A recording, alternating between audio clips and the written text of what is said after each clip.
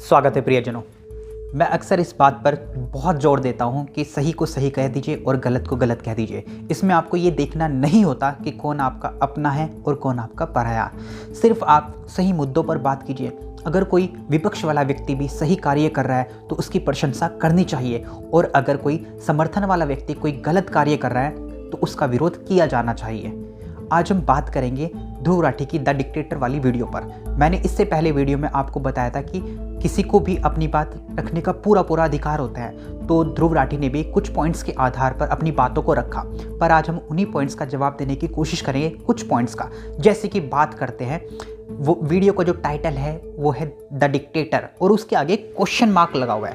Question mark का मतलब क्या होता है कि आप प्रश्न कर रहे हो कि ऐसा हो सकता है या नहीं हो सकता। और एग्जाम्पल के तौर पे अगर मैं कहूँ, मैं लिखता हूँ आई एम इंटेलिजेंट और उसके आगे क्वेश्चन मार्क लगा दिया, तो यानी कि मुझसे सवाल किया जा रहा है आई एम इंटेलिजेंट कि मैं बुद्धिमान हूँ, हो भी सकता हूँ, नहीं भी हो सकता हूँ, ये जवाब हो सकता है। इसका मतलब कोई मुझे ये आके नहीं कह सकता आप अपने आप को इंटेलिजेंट मानते हो। मैं तो कहूँगा कि मैंने तो क्वेश्चन मार्क लगाया हुआ था।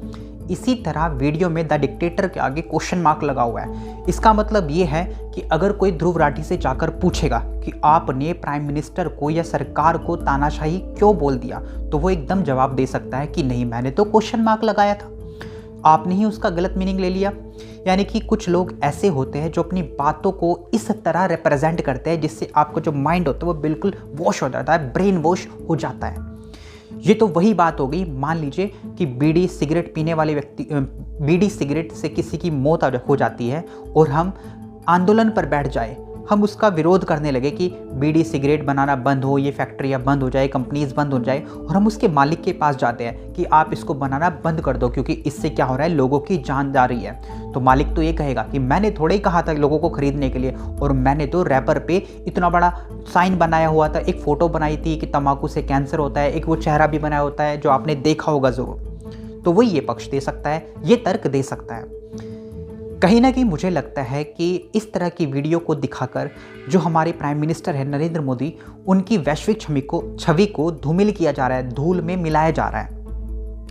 अगर सरकार तानाशाही है, मैं इस विषय पर बात करना चाहूँगा कि अगर सरकार तानाशाही है तो कर्नाटक, तेलंगाना, हिमाचल और दिल्ली, इन सभी जगह पर बीजेपी सरकार क्यों नहीं है? क्योंकि तानाशाही तो हर जगह होनी चाहिए, या कुछ विशेष जगहों पर तानाशाही चलेगी।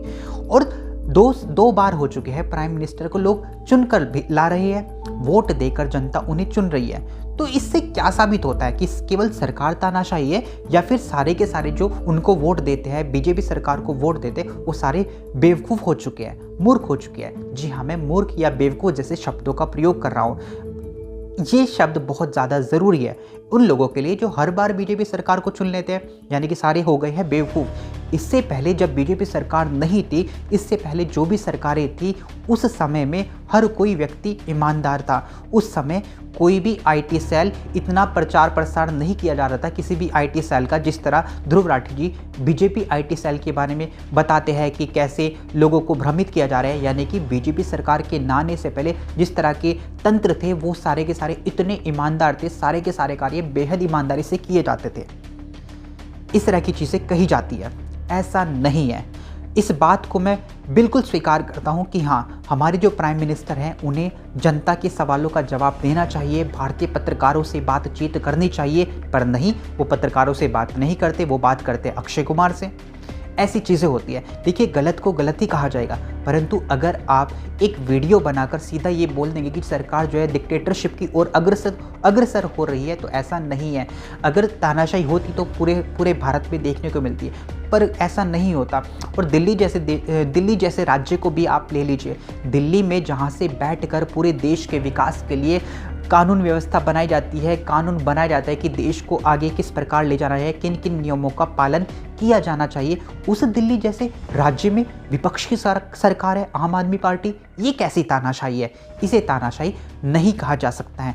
तो ध्रुव राठी जी, मैं आपको यही कहना चाहूँगा कि नहीं, केवल आप कॉन्स को ना देखिए, प्रोस को भी देखिए, सरकार की उपलब्धियों पर बात कीजिए और अच्छे से बात कीजिए। आपको पता नहीं है, आपकी वीडियो को रीट्वीट कर दिया था हमारे आम आदमी पार्टी के मुखिया ने, और सुप्रीम कोर्ट में जाकर उन्हें माफ़ी मांगनी पड़ी। माफ़ कीजिएगा, सुप्रीम कोर्ट या हाई कोर्ट, मुझे इस बारे में जानकारी नहीं है, पर हाँ, उन्होंने माफ़ी मांगी है।